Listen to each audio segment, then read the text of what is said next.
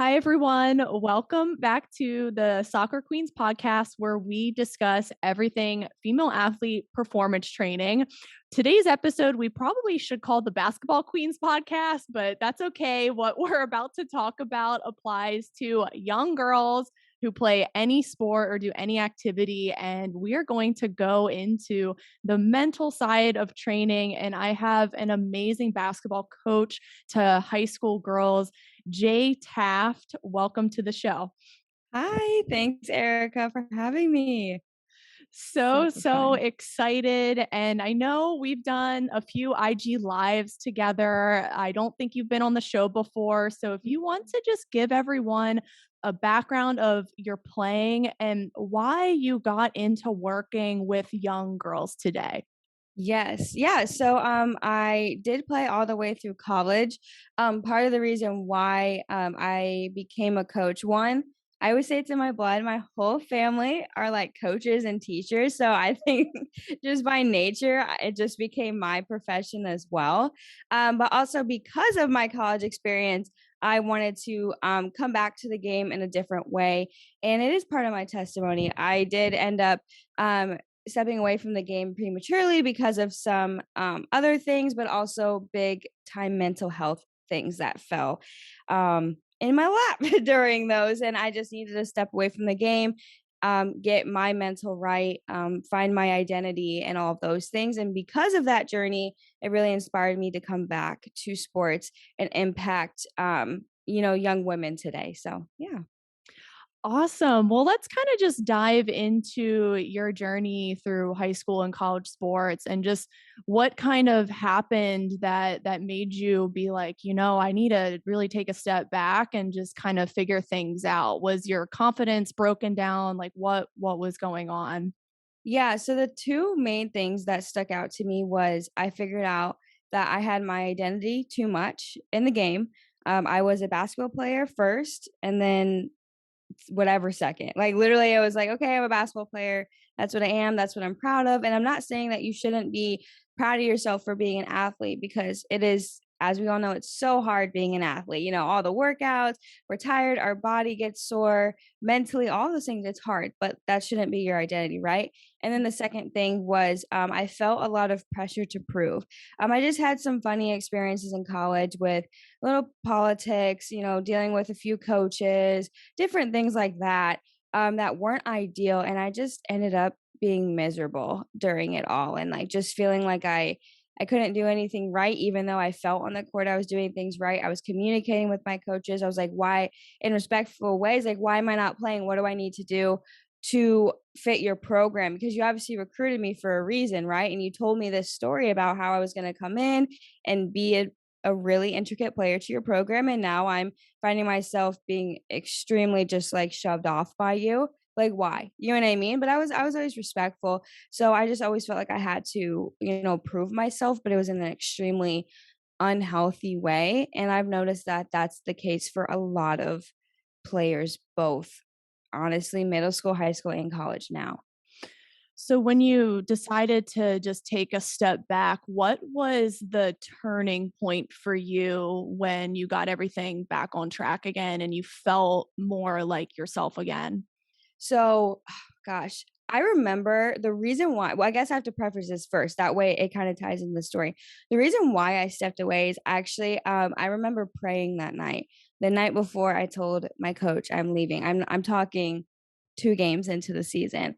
I was miserable. I literally would cry before practice because I did not want to go. It was that bad. I was like, literally, there's a photo of me on the floor of my locker room, curled up in a ball, sleeping like 10 minutes before practice. I was so exhausted. Obviously, my mental health was awful, and I didn't find comfort in the gym anymore, which is, that's a big no-no for athletes. You want to find comfort on there. So I remember praying, and I just really, really confidently felt the Lord saying, like, trust me, step away. And I was like, what? I was like, "Step away? What do you mean?" I was always this player that wanted to have senior night. I always wanted to have this 4-year experience. And I honestly, I never wanted to step away from the game. Like I still, enjoyed playing, but it became my identity. And I think that's where the Lord was like, "Nope, that's not where your identity is, right? So it was a long, long process. I mean, like, I couldn't even, the first time I tried to go to a basketball game, I was there for 5 minutes and I walked away like crying. Like, I couldn't do it, couldn't be there. So it was a very long, like literally pruning process. The Lord just came in. He had to remold my heart. He had to shape my thoughts and really remind me of where my identity lies. So where I kind of came back to the sport was I was working for PGC, so Point Guard College, which is a really big basketball camp that's all around the world. And I went to it growing up. So I was working with them on the customer service side, and COVID hit. And probably a month or so into COVID, we got let off because the camps weren't happening anymore. And just, how COVID happened with a lot of people.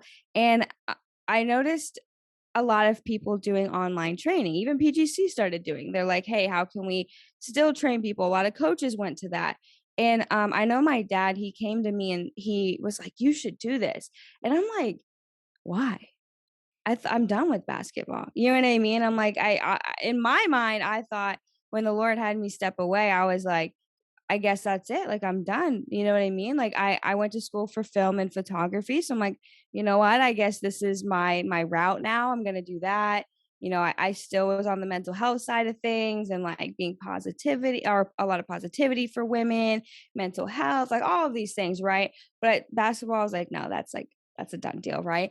So when my dad came to me and asked or told me that this is something I should do, I was like, maybe, it's kind of cool, we'll see, and then shortly after that I started to really think about it, and that's where Us Girls Basketball came about, which is my brand. And it was a slow start for sure, but it was definitely, that's kind of where I was like, okay, you know what, maybe this is something that I can do, maybe this is something that is for me, you know what I mean? And it was really very clear by the Lord that he was like, this is for you, I want you to do this. And it was really cool how he was able to almost take something away from me, because he's like, you're idolizing this thing, your identity's in it, your worth is only on the stat sheet, it's a higher thing than me. I dealt with extreme like OCD as well through it, so there's a lot of things that I was like going through. And then he's like, I'm going to take it away from you, but little do you know, I'm actually molding you right now. I'm pruning you. I'm allowing my word and my truth to flow through you so that I can give it back to you. And then now you can use it to spread my word. And I'm like, I get chills every single time talking about it, because it just shows how God's plan is much bigger than mine and ours, and how he can like take something so, in my mind, awful at the end, like toxic and all this stuff, and turn it and on its head and be like, no, this is beautiful. It's a gift from me. And I want you to show my glory through it. So I love your testimony, and I just find it so interesting with your story is not a lot of people in your situation would have looked to consult with God. They would have yeah, just stayed there or tried to figure it out with their own willpower, but at that point you're so broken. I mean, your mental health is terrible. So like you aren't the solution to your problems, right? mm-mm. So I just find it so interesting and fascinating because most girls would just suffer in that situation. And like you said, they would treat their sport as an idol and like, I have to continue this, I have to stay in this toxic environment. And a lot of girls go through this. And I'm just so glad that you shared that part of your story. And I think it's so, so powerful. Now, as far as like confidence, let's shift gears a little bit Yeah. because I see and hear so much on how to improve confidence in female athletes and all these systems and formulas and gurus and self help and self care and personal development. And I believe that confidence is very simple. So let's get into how to Yes. truly build your confidence. Yes, for sure. Honestly, the biggest thing for me that comes to the top of my head that I try every single day to put into practice with my athletes is giving them a safe space to mess up. Because that's the whole point, right? If I don't feel safe to make a mistake. Like, we are imperfect humans and we will make a mistake multiple times a day, but I don't give my athletes that chance to make those mistakes, or not be afraid that I'm going to like jump down their throats because they like missed a pass. They're not going to feel confident. It doesn't matter how many reps they do. If if I don't give them a safe space, they're not going to feel confident.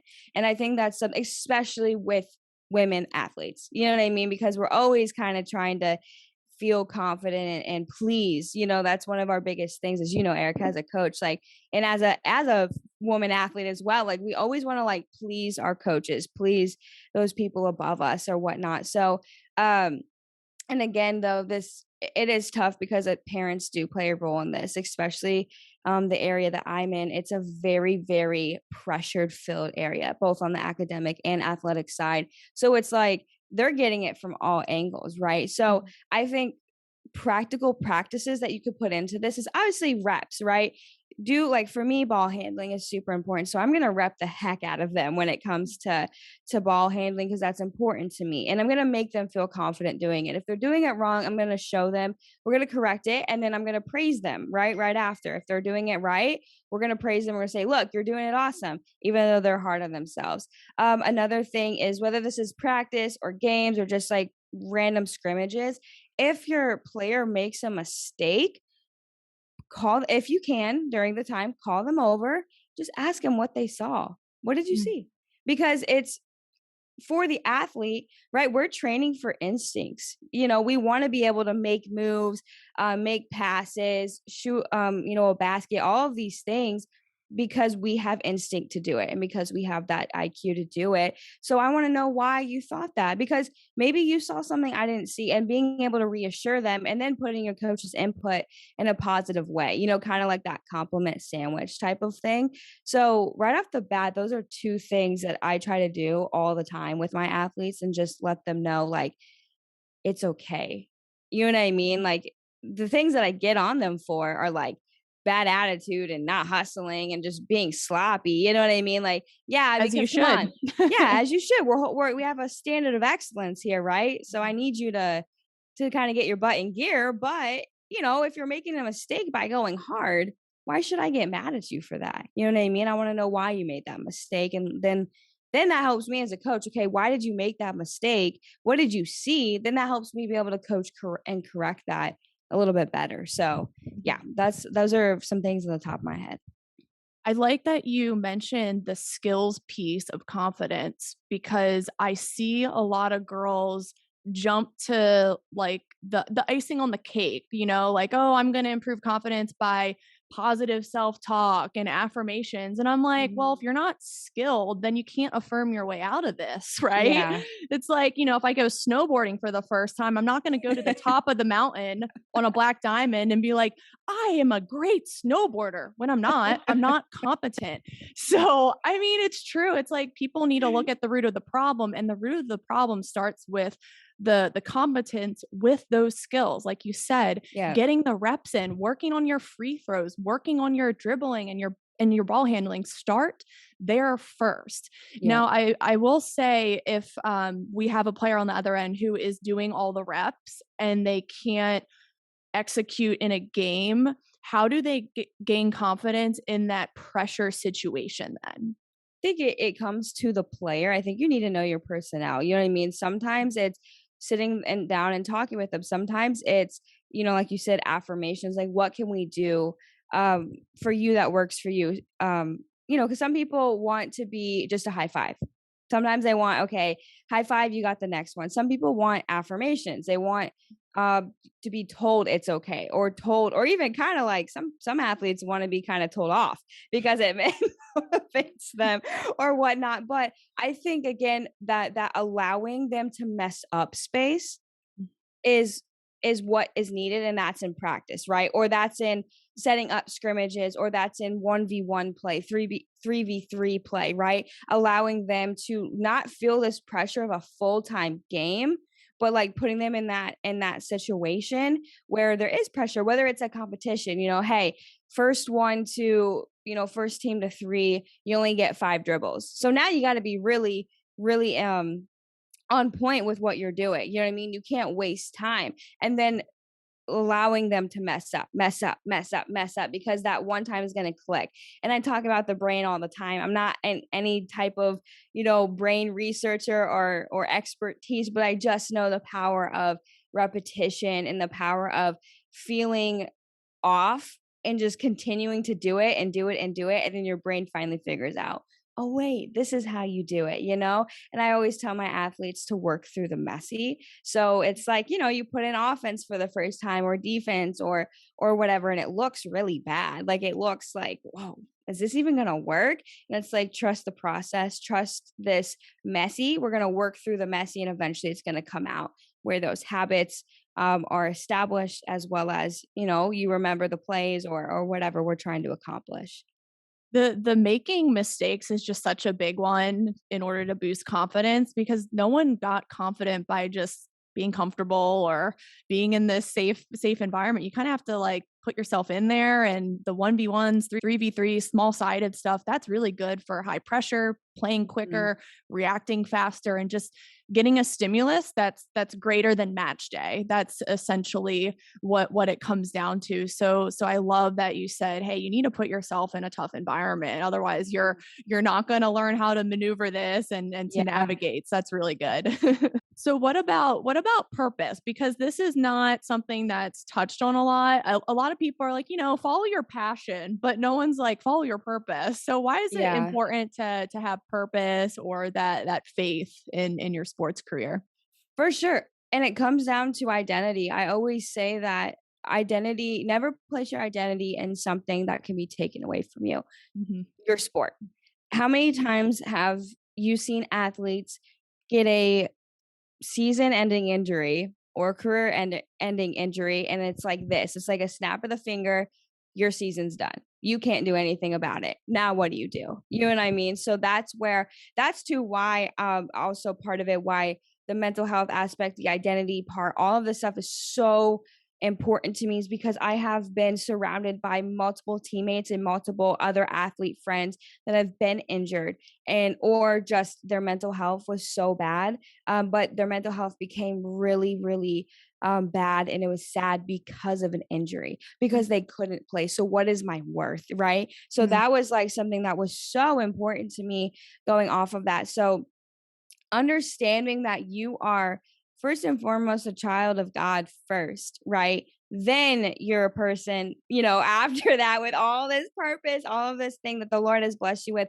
then you're an athlete. You know what I mean? So I think we like to, I've noticed this. I think we like to separate normal life and athlete life and not realize it's the same. Like we're the same person, right? We're Yeah. like, we put our athletic, ability on this pedestal and this idol, like you said earlier, and we forget that like basketball or soccer or any of these things will end, whether that's after high school, whether that's after college, whether that's after like pros. Like look at Sue Bird. Sue Bird is one of the best women's basketball players of all time and just had her last game last night. You know what I mean? But what is she doing? She's impacting the game in other ways. She's impacting women in other ways now. But basketball was her vehicle to do that. So I think that when we, and again, I think purpose is also discovered through, the journey, through the valley and the mountaintops, and like really sitting in your quiet time with the Lord and allowing him to reveal that. We all have different purpose. Mhm. Sometimes we find that out sooner than later. It's just all part of your journey. But the first thing that you need to understand is that you as an athlete is not your sole purpose, right? Me as an athlete, me as a basketball player, you as a soccer player was a season of my life, was a part of my journey now. If I didn't play basketball, I wouldn't have coached, right? God needed me to be a basketball player to be this coach. So it's part of your journey. And again, be proud of that. Be thankful. It's a blessing that the Lord's like opened this door for you to, play sports. Cause I believe that being an athlete is such an amazing way to glorify the Lord. If you think about it, it's Mhm. community, right? We learn how to be in community with one another. We learn excellence. We learn how to glorify him through the abilities that he's given us. We learn like fruits of the spirit, right? Because let's think about patience, man. I was not patient when it came to games. Sometimes you get mad at the refs. Sometimes you get mad because you're like, why am I not learning the skill? Why am I not hitting this shot? Patience with your teammates, right? Love, grace, like all of those Yeah. things um, that are Gratitude. gratitude, like all of these like fruits of the spirit, I mean, you can find throughout sports, and it's a great way to practice. So yeah, going back to that purpose thing, like first and foremost, understand that you as an athlete is not your sole purpose. It can be a vehicle, it can be a door opened for you to get to your purpose, whether that's coaching, or we see a lot of other women in different aspects of sports, whether that's working for a team, whether that's broadcasting, whether that's like, I don't know, there's so many different aspects. But you are not an athlete first, you're a child of God, and then being an athlete is a way for the Lord to work through you and spread his name. Man, this is so good, and there's so much I wanna touch on there. I know, this is so great. So the first thing is making your sport your identity, and Mhm. you can even look at case studies of professional athletes who made their sport their identity, and it's like, look, realistically, if you wanna get to that level, we're talking like Serena Williams, Tiger Woods, like a little bit of crazy is gonna come with it, like a little bit Yeah. of like, just insane lifestyles and discipline, like there's a cost to everything. Like there's sacrifice to everything. So just understanding that. But, we even saw when Serena Williams retired a few weeks ago. I mean, she's amazing, world class legend, and I love her. I loved her as an athlete, but I just found it really interesting when she talked about her retirement.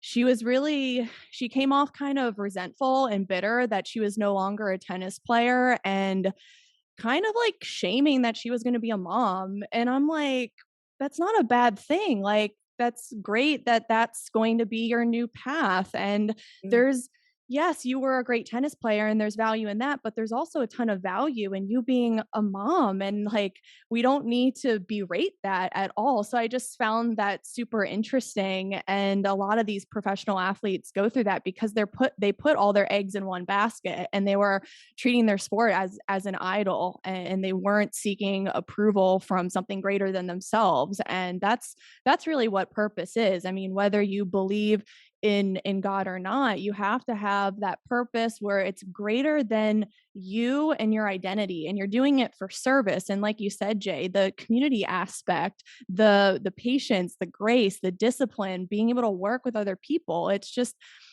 sports are just great for so many things. But once that's taken away, it's like, look, you still have to be able to serve others, whether that's your kids or whatever your next journey is going to be. So I found that super interesting. I'm not passing judgment on her, but I just found it very interesting that she was bitter about her retirement. And there's an article on Google of her kind of talking down about being a mom. So very Yeah, interesting. for sure. Yeah, I didn't really like hear much about that, so I'll definitely have to like look at Yeah. that. 'Cause I've been off of social media, just like so busy. But yeah, that is interesting for sure. Because again, it's and as women right now, we're breaking through doors like in sports and stuff like that, and being like compared to the men and like all of those types of things. But yeah, like you said, it's like there's different seasons in our lives, what I mean? Whether that is you are this top well-known professional athlete, or you were just a high school athlete, which is totally fine. We're going to have different seasons, but it's just about accepting that role and understanding that God has a purpose for every season in our life, and there's a reason for it that is much better than mine. But again, when you don't have that faith aspect, it's really hard because it's the unknown. But when you are centered in the word, and you're trusting and you have faith in the Lord, through that, you're going to be like, okay, this is hard right now. I might be going through a little bit of spiritual warfare, like trying to figure this Mhm. out, but knowing that, the Lord is good and his promises always come true. He never takes back on his word, and that he knows you personally. And like we all know, he knitted you in your mother's womb. So it's like there's a reason why this is happening right now, and that you're kind of entering out of a season. We just have to trust that. Just like my story. I don't know why I didn't know why at the time he was calling me away from basketball. You know what I mean? Like people knew me as a basketball player. They even came up and told me that. People were like, Jay is Jay with basketball. Like there was this trend going around on Instagram, and I had probably majority of it saying basketball and Jay. You know what I mean? So it's like when you have this like attachment to you, it's really hard to detach. But now I see why the Lord took it away from me, because he was like, your focus is too much in it and not me. You know what I mean? And then he blessed me with it again, being like, it was your purpose all along. I just needed you to get right first. You know what I Yeah. mean? So that's why it's so important to me that you really find that relationship with the Lord, because like you mentioned earlier, all of these things become not necessarily easier, right? It doesn't come easier when you walk with the Lord. Let's be real. Right. Like we have an enemy that is trying to tear us down because he doesn't want us to walk with the Lord. But Mhm. you find a lot more peace and joy in situations that would easily tear you down beforehand. I was just going to touch on that because, there's people listening here, and look, we're not trying to like push anything on people right now. We're just sharing, just the Lord's grace and just the peace that's come into our lives. And I see just so many young girls struggling and with depression, anxiety, and it's like, oh man, if you just had that purpose and that faith, it really makes those challenges and those failures a lot easier to deal with. I'm not saying it's going to be a cakewalk, but Yeah. you're able to have more peace, like Jay said, and also more equilibrium and discernment. And Yeah. you're not having your emotions lead all the time, and it's just a really nice place to be. And my testimony is a little bit different, but I came to the Lord 2 years ago, actually during COVID, and my life totally flipped upside down. I mean, it became less about me and more about him, and I didn't realize how selfish I was being and how all over the place I was. From the outside, I looked okay, but I think, we're all broken and we can't save ourselves. We have to have that purpose and realize it's not about us. It's not about these things that can be taken away. And once you realize that, then I don't know, you just feel much more grounded and For you're sure. standing on a firm footing. Yeah. For sure. Yeah, it's the difference between being happy and being joyful, right? Yeah. Because joy is a choice. You choose to be joyful, right? The Lord helps you with that, but being happy that wavers, right? So for us, like examples like with coaching, right? We could have a bad practice, we could have a bad game, we could have dealt with a parent situation, you know what I mean? Something that wasn't fun. And yes, that's hard. I'm not feeling great right now. Maybe I'm not feeling as confident right now. Maybe I'm not feeling as like, oh, I want to go to practice right now. You know, maybe these things. I don't know. But when you choose joy, Mm. it's because you know the Lord is good, and you know that he is faithful, and that what he says in his presence is real. And again, like, like you said, it's not like we're trying to push necessarily anything on you, because I was there. I was there where I didn't choose the Lord first when I was dealing with mental health, or I didn't choose him first when I was, going through things or whatnot. I didn't, you know what I mean? And that's okay, because he's still there, and you will eventually, if find him, especially if you open your heart to it. And it's just about saying yes. Like, again, I'm telling you, just it's not easy, you know what I mean, walking with the Mhm. Lord, but it is the best thing that will ever happen to you because of those things. Because like your life will turn around, even if you go through spiritual warfare, even if you go through hard times, he's still there, he's still faithful. So that's why it's so on my heart to share it with athletes, Mhm. because we go through so much mental health wise, like physically, especially too, like when you're an athlete more so in high school and college, you're still going through school, so you're still trying to balance being, excellent in the classroom and making those grades so that you can play, college, or get a Mhm. or get a college degree. But yeah, it's I highly encourage, you to step into that. And you're always, I'm speaking for Erica, but I'm sure she's fine with it. But you're always more than welcome to message us. You know what I mean? Yeah. If you have any questions, like, because this is something that, I want to have open conversations with and just, be a safe space. So it's really awesome. And Jay, I will say, and I'm sure you can say the same, but anytime someone brought up faith or God before I was saved, I was turned off. I was like, "Oh, Mhm. why are you talking about that?" And like, my heart was so hard. Yeah. But then like people just kept planting seeds and I was like, there's something to this. And it's funny because for many years I tried to be my own savior and the own boss of my life, my own goddess and all that stuff that, girls are blasted with nowadays and just trying Yeah. to, do all the self-care stuff and then, wake up, do my meditations, my journaling, my affirmations. Like it was like this laundry list of doing things. Okay, you need to get this book now and like watch Tony Robbins and this and that. And I'm just like, oh my gosh, like looking back, I had to do so much and I still wasn't fulfilled. Mhm.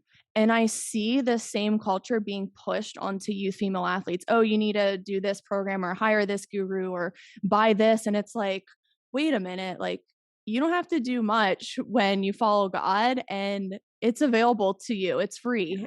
Like, It's and free. that's what's like the craziest thing. Yeah. It's insane. And It's insane. I like how you said you don't have to do much because Nope. I'm actually going through this right now because, when you're especially a woman athlete, you're the go getter, right? You work hard, you make these sacrifices, which is great. I think you still should. You're gonna see those. I'm obviously not a mom, but I've seen it in moms especially when I've talked to them. I've seen it in business owners. I've seen it in coaches, like all of these things, and you're gonna have to make sacrifices and go get things, right?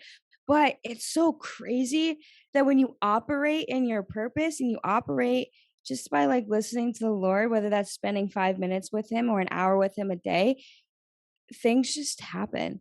You know Yeah. what I mean? Like even just transitioning to like, coaching and trying to build my own business. And when I was like, how am I gonna do this? You know what I mean? He just opens the doors like immediately because he's like, you're not doing anything. I am. You Mhm. just need to sit back. And I'm like, okay, I'm sorry. So It it's takes like the burden off of you, it does. It right? does. It does. And he wants you to give him that burden. He wants you to give him his worries or your worries and all of those things. So it's really countercultural of like stay up till 2 a.m., get up at 6 a.m., work, these 20-hour days if you want to be successful, all Mhm. of these things, right? And I don't get me wrong, there are certain days where you might find yourself working longer than others, but still find that time and rest and allowing the Lord to be like, okay, I got you. Can you trust me? You know what I mean? Mhm. Hands open, allow me to lead. It might be hard, but I'm right there with you. And I'm actually taking most of that. I'm taking all of that, Mhm. burden from you. I do want to emphasize that, we're not saying just sit back. Like Yeah. if we've talked about this, if you open the book of Proverbs, it's literally a guidebook for personal development. It's a Yeah. guidebook on discipline, not being lazy. And you related this to being lazy in the off season and not being able to get your fruit. And like Yep. it's just like so amazing to just like see these concepts that have existed forever and everyone's just trying to repackage it all, but it's like no, just go to that book. Like you'll be okay, you'll learn Yeah. about life, you'll learn about how to have a sober mind and a discerning mind and like where to put your efforts. And it's just so cool and it's For so sure. powerful. And yeah, I mean it's just important to share this side as well. Obviously everyone Yeah. can make their own decision on how to deal with adversities, but man, like Hmm. I've yeah, I've never felt just more at peace, and I know a lot of Yeah. people who can say the same. For sure. And I heard this one time and I actually shared it a little bit in my one of my devotionals, but Michael Todd said this. He's like, God wants you to wait on him, and he means wait as well as like a server waits on the guest, right? Mhm. So we're not just sitting back watching Netflix all day, like eating chips, like saying, okay, Lord. open the doors. You know what I mean? Like, that's not what we're talking about, but it's about stewarding your season well. So if you're in a waiting season, what can you be doing? So for instance, just a little story, I recently moved to California, but I knew a year before moving that I was going to move and making that transition. Mhm. I didn't know when though. I didn't know exactly when like that day was. I was kind of figuring it out, but I was like, this sucks. Like all my friends in California are like doing these fun things. I'm feeling some FOMO going on, like all this stuff, but I'm in Florida coaching this team but the Lord called me to this team. He called me to this team. So it's like there's a reason why it's here, right? So as I'm waiting to move to California, he's saying, I need you to steward this well. I need you to coach this team because I've called you there. So I need you to put your focus here because that promise is already happening. Trust me, right? So that's what we mean by like not just sitting back and being lazy, right? It's how Mhm. can I serve and how can I work in excellence and how can I do those things right now that will later on, honestly, later on it benefits you because there's a reason why you're in a season beforehand, whether that's he's preparing you, he's molding you, he's getting something else finished, like 2, 3 steps ahead of you before you enter into that room, that team, that season, whatever that is. So just being able to wait on God in a way that you are stewarding and still working, right? You're not being Mhm. lazy. You're still working because laziness is not a fruit of the spirit at all. Right. It's opposite of it. You know what I mean? And there's certain things, whether that's like he's allowing you maybe not to have a job right now because he wants you to be in community. Maybe he's not allowing you to, be a part of a team right now because he wants you in his word. I don't know. There's certain things that he does, and it's not for me to be a detective, to figure out his ways. He's definitely called me out on that before, so that's from experience. But Yeah. yeah, so how can you wait well, like a server waits Mhm. on his or her table? I think the big thing is that it does take work, and everything in life does require sacrifice, and a lot of it is service to others, and it's no longer about you. And I see it in sports a lot. Like it's like, well, what can I do, or how am I playing? It's like, well, did you even think about how you're helping your teammates, or giving them a good pass, or making runs for them, or making them look good, or respecting your coach, or showing up on time for your coach? Like serving other people first. And Mhm. usually that will take you out of your depression. Like again, like you can't just like think that you're the solution and wallow in your own sorrow. It really is about showing up for other people and For sure. service and For community. sure. Yeah, I can't remember who said it, but I saw something where someone was like, your blessing, your purpose is not for you, it's to serve others. And I was like, wow. Like when you think about it, like look at people's purposes and like what it does for other people as well.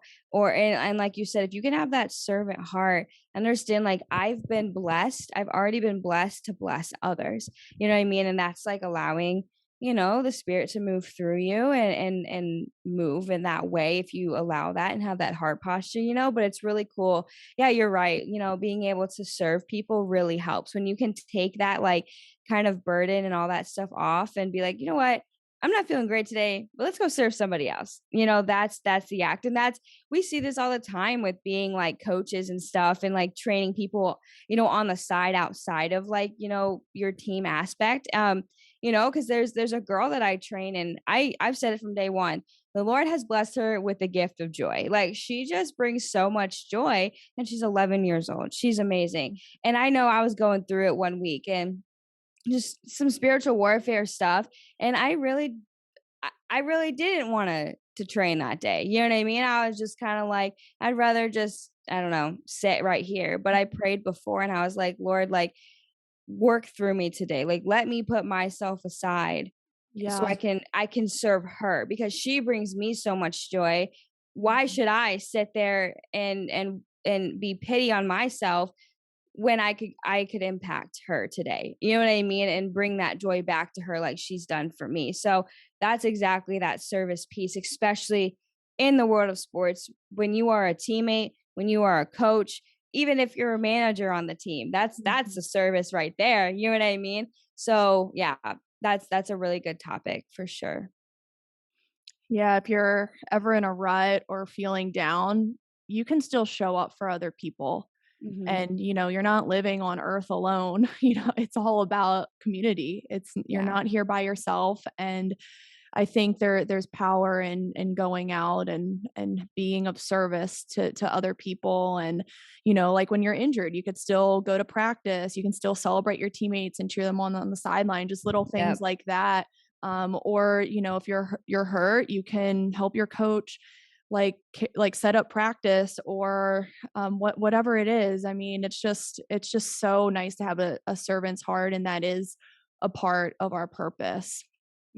For sure. Yeah. Well said. Well said. I don't know how much time you have, but I want to ask one more question Yeah. because I get a lot of questions on this, and it kind of relates to everything that we've talked about and just thinking about others. But I hear a lot about in youth female sports the issue of gossip and drama and group texts and Instagram and all of that. And,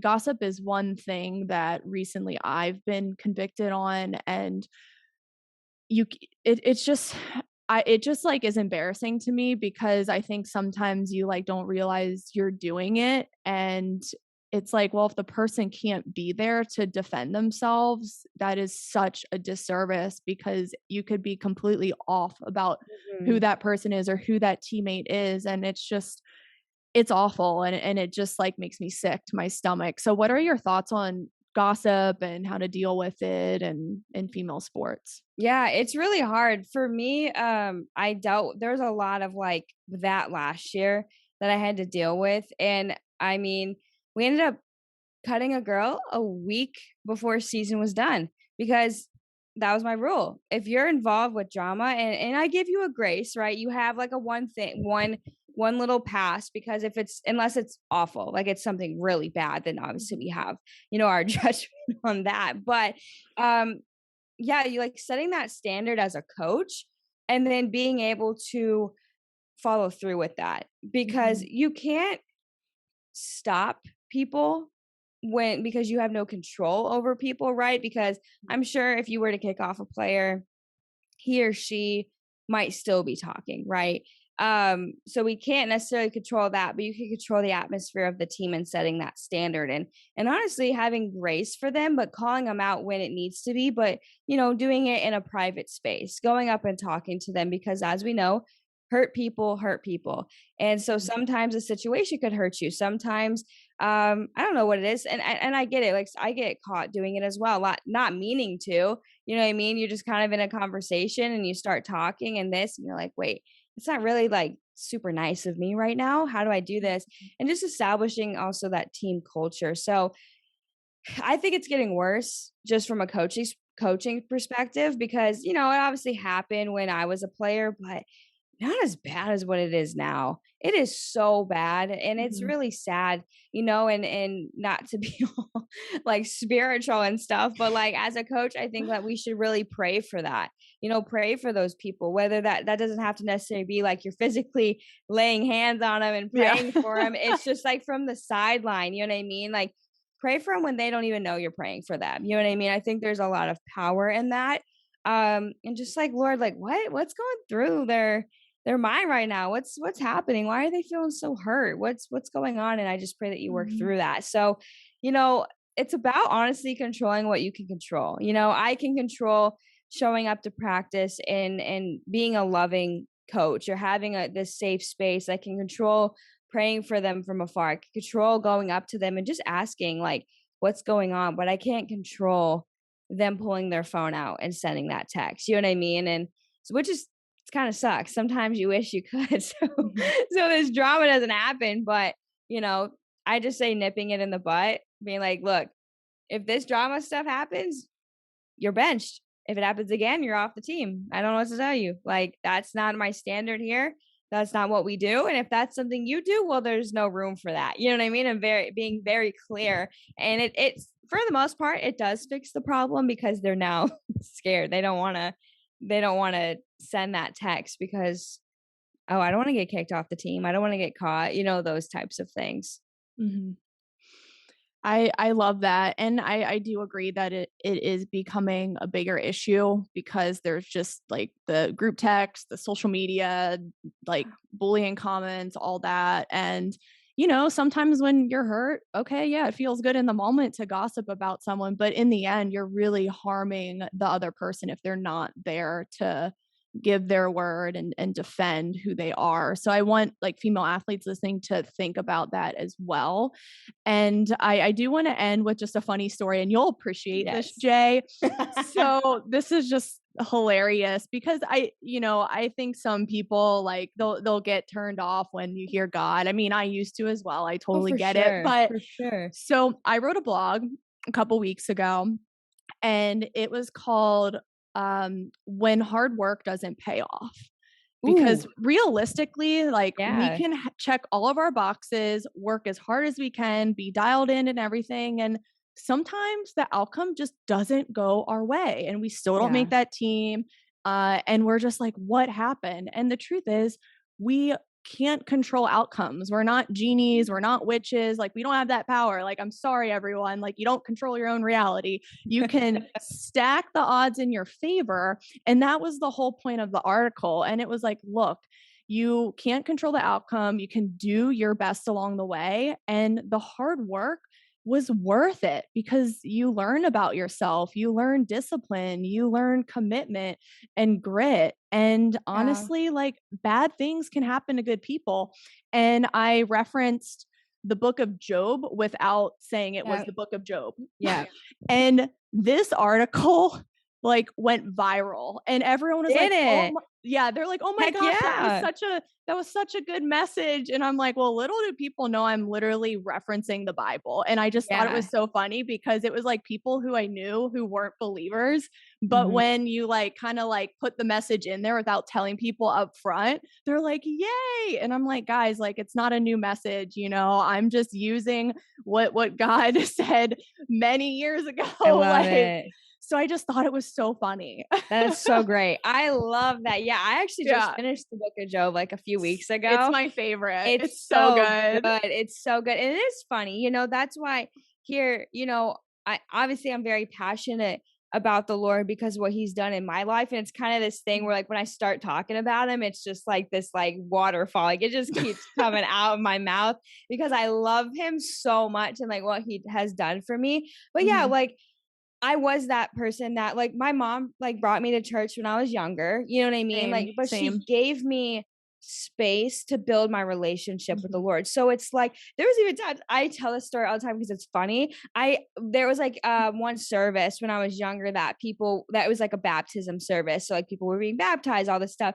And I felt at that time, I know now it was the Holy Spirit prompting me. Like I could tell Mhm. he was like in, but I was like, I came to afterwards like I was crying. I was like, "Do I have to?" Like, it was like this, and I was feeling this overwhelming, like, feeling, but again, I didn't know it was the Holy Spirit at the time, but it's your own journey, you know what I mean? Yeah. It's your own thing. The Lord has so much grace for you, and so much love for you, and whether you claim to believe in him or not, he still made you. He still loves you. He still is open heart or open hands for you. He wants to give you a big hug. So that's why it's like, if you ever need to talk, like talk to me and Erica. We've Mhm. been this where God wasn't our priority. He wasn't that first thing we ran to. He wasn't um the light of our life, and we didn't truly believe in everything that he said, you know what I mean, or we didn't go in depth to his word. So we've been there. I've been there where I called myself an introvert Christian, where I believed in the Lord but I didn't really talk about it unless you talked about it, you know what I mean, and felt that pressure from other Christians that it felt really just like down my throat. You know what I mean? I, Mhm. I I don't like that, but just know that the relationship with the Lord is your relationship. That's what's so great about Christianity is it's not a religion, it's a faith, and it's an open space for you to make a mistake and know that God still loves you and he wants the best for you. Now, that doesn't mean go off and continue to make the mistakes on purpose. But we're human and we are going to fall into temptation and sin and all that stuff. So, yeah, I love the Lord loves you, and I just think it's like really awesome, and I'd love to continue this conversation for sure. I need you on my podcast. I need you to talk about that. When hard work doesn't pay off. That's the title of our podcast with you in it. We're gonna film that. I'm happy to talk about that because look, life is not all rainbows and sprinkles and whatever. There's going to be some hard times, and when you have God on your side, you're much better equipped to handle that. So thank you so much for being here. I know we could go on, and we hope you guys enjoyed the conversation. I know that this was a little bit new to what I usually discuss on my podcast, but Jay and I are clearly on fire for the Lord. So, but again, it's like it's our journey, but it's also your journey, and that's for you to figure out. And we just hope that even just the themes from this episode help: the discipline, the sacrifice, not being lazy, being a good person behind closed doors as if someone's watching you, and being diligent and doing even the boring things with excellence. That's what it's all about. And then you'll get your confidence. You'll get your confidence when you have that purpose first. And yeah, this was just such a beautiful conversation. So where can everyone find you and message you if they want more? Yes, please do. So my Instagram is jtaftxoxo, and it's JAE. That's the same for my TikTok. I do a lot of content on there. And then my personal basketball brand is called it's Us Girls Basketball, but the is at Us Girls United. So you can message me on any of those platforms, and I would love to talk with you all. Awesome. Thank you, Jay. And guys, please check out her links in the caption below, and we'll see you next time. Awesome.